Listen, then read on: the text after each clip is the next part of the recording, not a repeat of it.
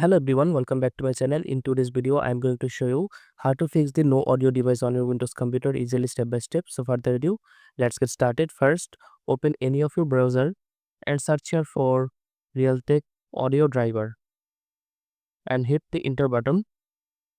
Now as you can see, this is the official website of Realtek. So click on the first link.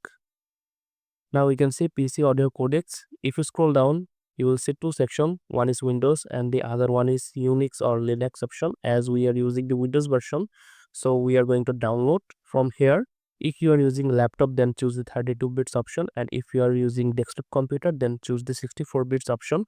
Now if you click on this download icon, then it will begin to download. But first you have to agree the terms and condition to able to download this.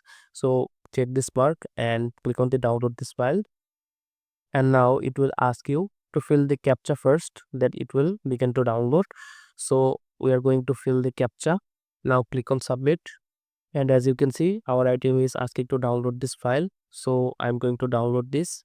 Now we have to wait until the download is finished. I have downloaded the program file. Now we have to locate this file.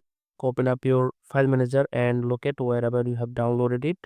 So as you can see, 64 bits, Windows 7, Windows 8, and this is the our Realtek program. You can also see that Realtek Semiconductor Corp.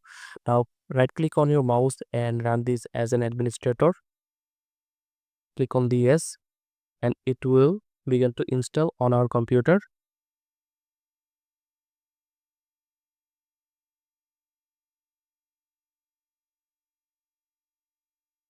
And the installation has been complete. Now it is asking us to restart our computer, or we can restart the computer later. So I'm going to restart our computer now. As you can see, our sound has no audio device here.